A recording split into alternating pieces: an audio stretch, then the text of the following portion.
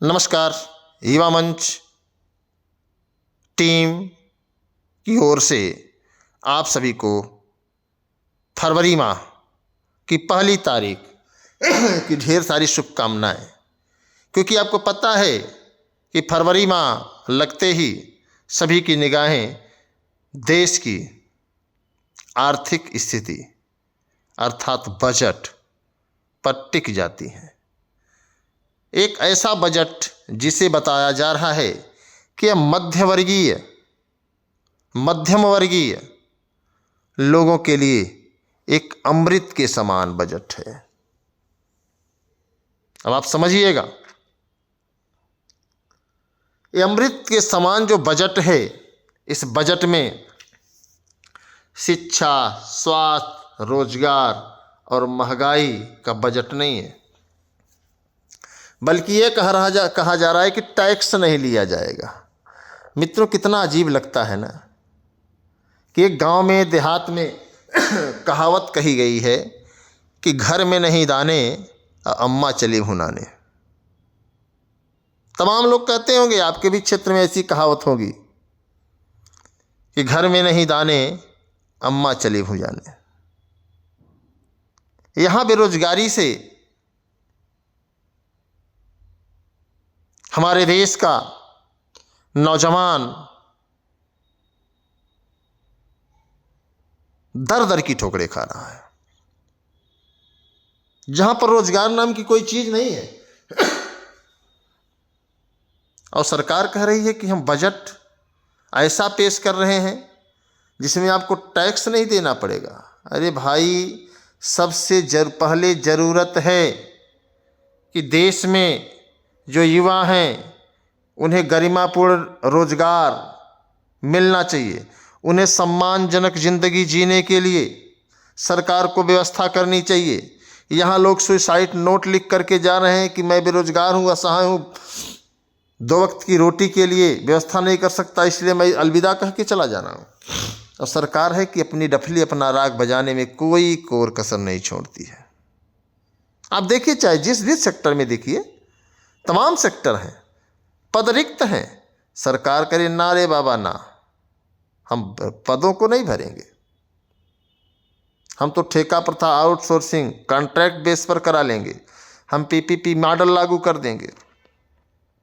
महंगाई से हमारा कोई लेना देना नहीं है। शिक्षा आप देख ही रहे हैं क्या व्यवस्था है। स्वास्थ्य के बारे में आपको जानकारी है ही कि खुली लूट चल रही है।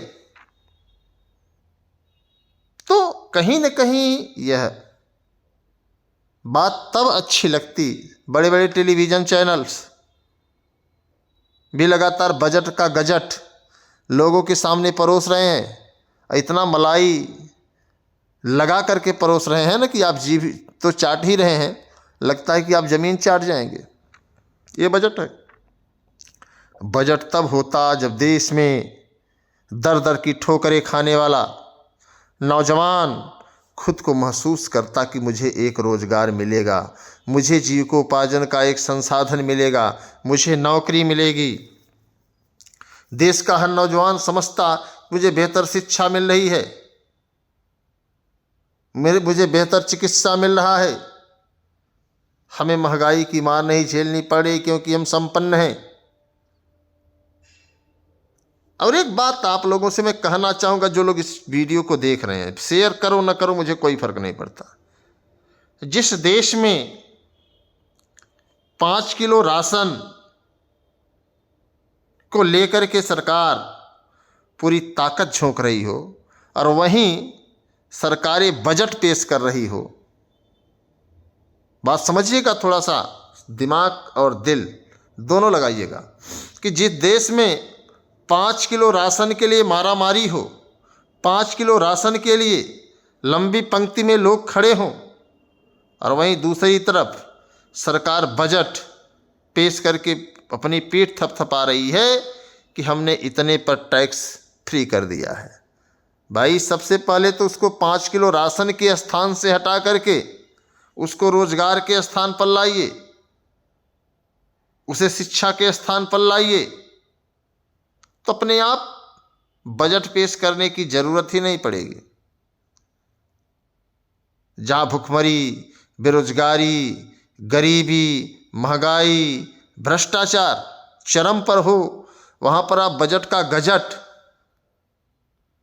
लोगों के सामने परोस रहे हैं तो लोगों को कैसा महसूस होता होगा। तो इस बात को हमें आपको समझने की जरूरत है। कितने लोग बजट से खुश हैं? अगर आप युवा हैं तो मुझे लगता है कि आपको बजट से तो कोई लेना देना नहीं होगा। हाँ, 1% लोग बजट से थोड़ा सा खुश हो सकते, 1% लोग, और देश 1% लोगों से नहीं चल रहा है। महाकुंभ हादसे की सही जानकारी सरकार क्यों नहीं दे रही भाई? आपने देखा होगा महाकुंभ का आयोजन हुआ, भगदड़ मची, होता है, अनियंत्रित भीड़ थी।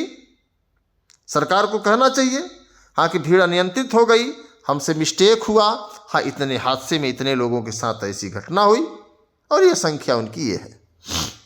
सरकार आंकड़े देने से क्यों? और वहीं सरकार संगम में स्नान करने वाले हर बंदे का आंकड़ा कलेक्ट कर ले रही है। तो कहीं ना कहीं हमें आपको थोड़ा सा सरकारों की मनसा समझनी पड़ेगी।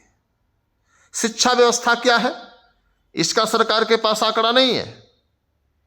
स्वास्थ्य की क्या व्यवस्थाएं हैं, इसका सरकार के पास कोई आंकड़ा नहीं है। रोजगार की क्या व्यवस्था है, इसका सरकार के पास कोई आंकड़ा नहीं है। महंगाई की क्या व्यवस्था है, इसका भी सरकार के पास कोई आंकड़ा नहीं है। सरकार के पास अगर आंकड़ा है तो महाकुंभ में कितने श्रद्धालु आए, डुबकी लगाए और चले गए, इतना तो सरकार के पास है। हादसे में कितने लोग शिकार हुए, इसका भी आंकड़ा सरकार के पास नहीं है। अब क्यों नहीं है?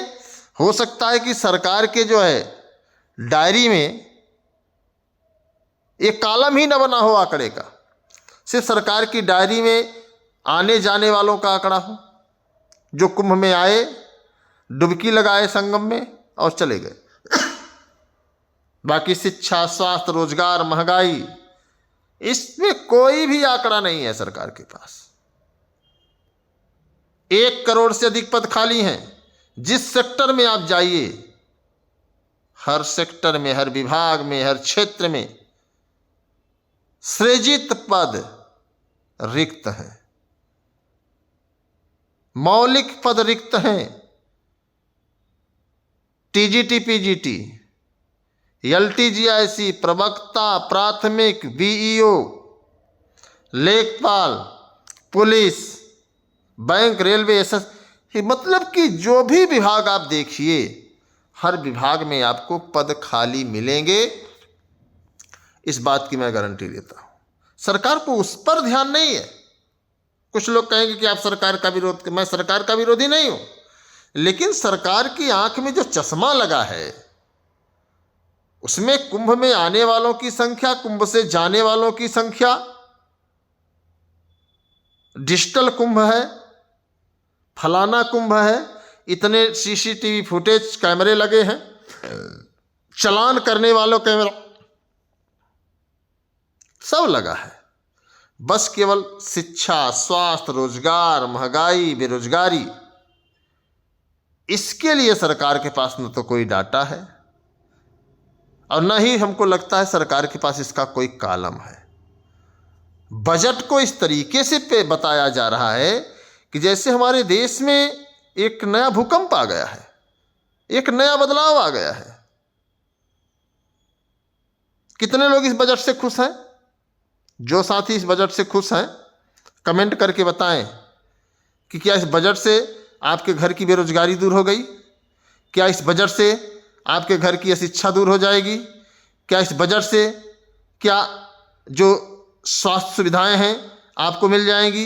क्या इस बजट से हमारे देश की महंगाई कम हो जाएगी? अगर यही सवाल सरकार से करें तो सरकार इस पर कुछ नहीं बोल पाएगी। आप लोग भी बोलिए, बताइए इस बजट को आप किस नज़रिए से देख रहे हैं? इस बजट से आपके जीवन पर क्या असर पड़ा? अगर आप युवा मंच टीम से जुड़े हैं तो। बाकी आप अगर बजट आपको अच्छा है तो आप अच्छा भी बताइए, मैं नहीं कह रहा हूं